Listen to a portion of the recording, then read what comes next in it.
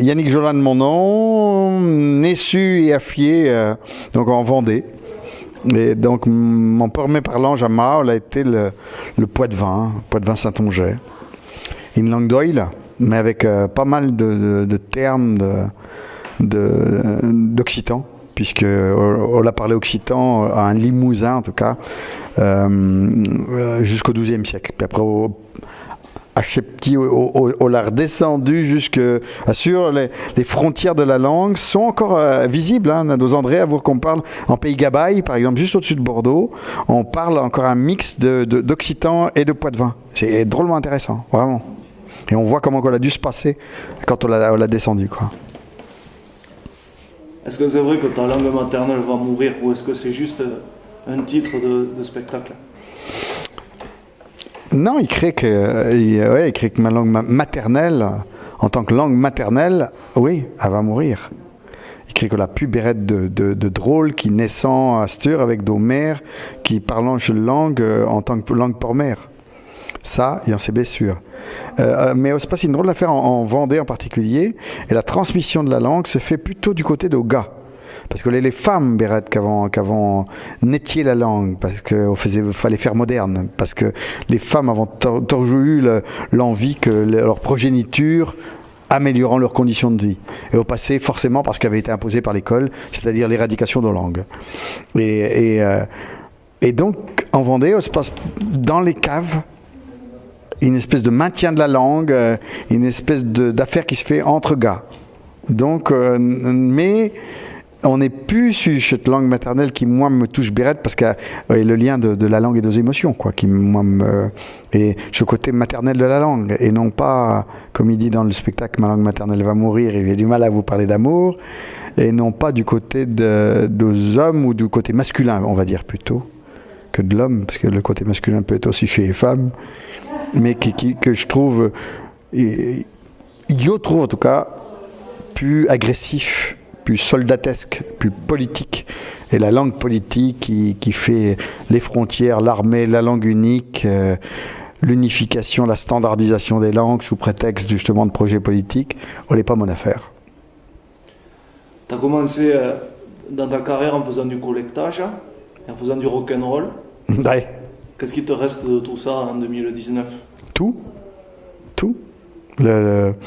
La capacité à écouter le monde, à l'écrit des histoires encore chez le monde qui m'en racontant, à tendre l'oreille, à avoir l'oreille affûtée pour écouter des affaires qui tout d'un coup ça est un plaisir énorme. Puis le côté rock'n'roll, oui, mon côté un peu rebelle sans doute, et le côté refusant de laisser enfermer ma langue dans le passé, dans le folklore, dans la tradition, tout ça, ces mots-là, pas dire qu'il est vomi. Tellement on l'a fait du mal, alors que le mot tradition ou le mot folklore peut être très beau.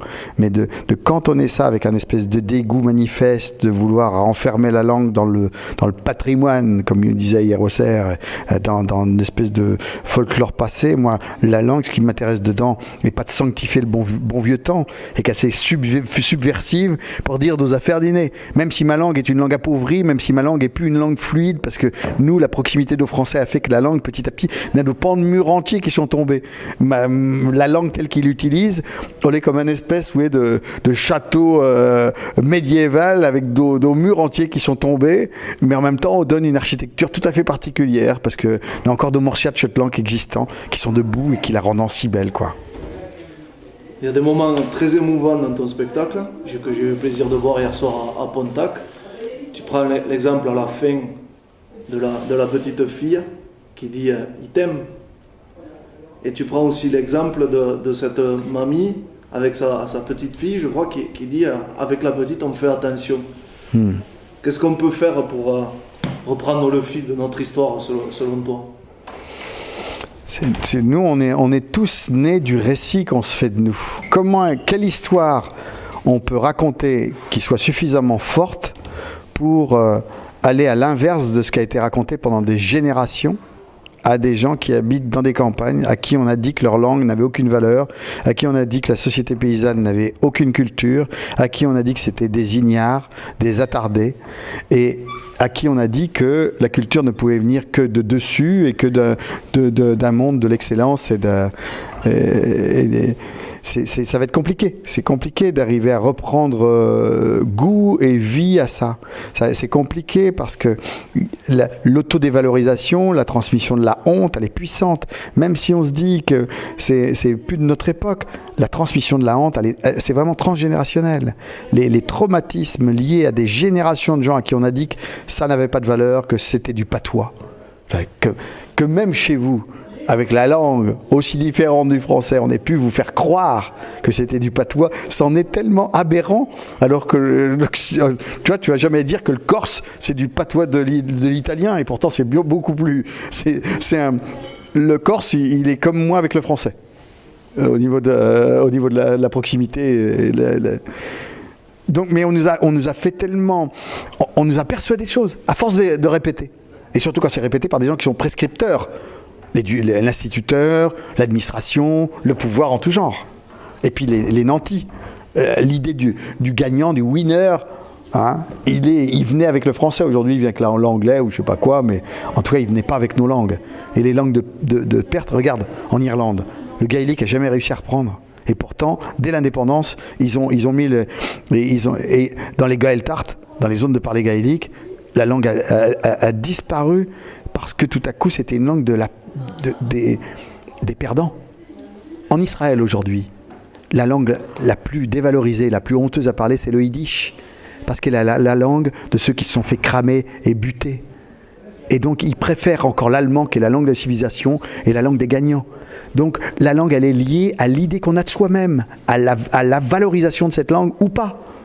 C'est ahurissant ça, de se dire ça. Donc le combat, il est vraiment au fond, d'arriver à répéter sans cesse non, à chaque fois reprendre les gens, dire non, c'est une langue, c'est pas une déformation, c'est une langue de valeur, c'est une langue de civilisation, c'est une langue, et on nous a tellement persuadés que ça. C'est assez fascinant de voir, et l'estime de soi. Comment veux-tu dans un territoire, dans un pays, de bâtir, construire, entreprendre, si cette estime de soi, elle est tellement faible, quoi, et qu'elle est liée à cette vision de la langue.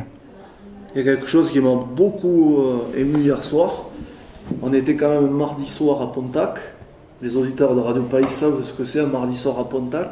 C'est l'énergie que tu as mis durant tout le spectacle. Mais c'était pas de la rage, mais il y avait quelque chose de très profond. Quelque part, tu crois encore à tout ça?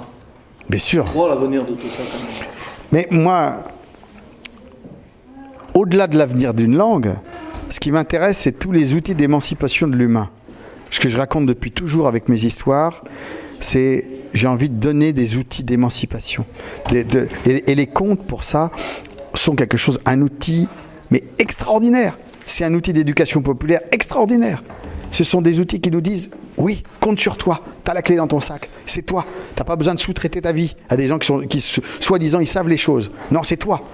Et forcément que j'y crois toujours. Et forcément que la langue aussi, c'est-à-dire dire, ma langue, elle est très belle. Oui, ma langue est belle. Oui, ma langue est magnifique. Oui, ma langue, elle est suffisamment importante parce qu'elle est, pour moi, l'endroit de moi où je suis au plus près de moi. Et moi, c'est ça qui m'intéresse.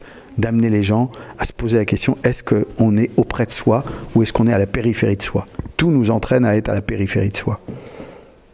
Yannick, on voudrait te dire merci au nom de Radio Pays parce que tu nous accompagnes souvent. On écoute même tes vieux disques de rock'n'roll, ça nous arrive.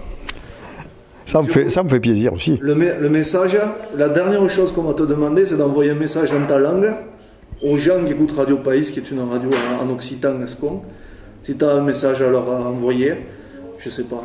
Mais juste dire le poème qui ferme le spectacle Causer d'amour, qui va être joué vendredi au Parvis, qui est l'équivalent, enfin le complément de ce spectacle-là, et qui parle justement de la nécessité de se retrouver soi, de s'aimer soi et de comprendre comment on peut être baladé par le regard et le jugement des autres sur nous et sur notre valeur.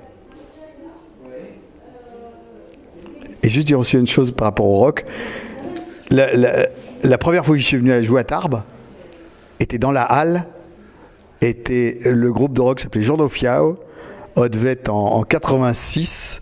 On avait une sono pourrie dans les halles l'écho était épouvantable, mais j'ai joué là pour la première fois de ma vie à Tarbes, donc c'était en 86 ou un truc comme ça. T'imagines? Donc on fait un moment qu'il fait traîner mes gars dans le coin.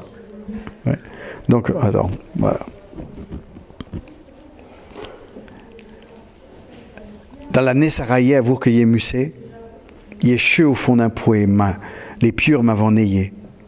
Et là, dans la nerté, ma air a ébedelé, comme si le trop épaille à l'âme laissait la pièce. Puis j'ai menti Rama et m'a regardé en face, au mi-temps de la vie, vouloir enfin faire maille, un nick, un bia pour moi, le bel osia qui saille. Merci Yannick. Allez, chouette.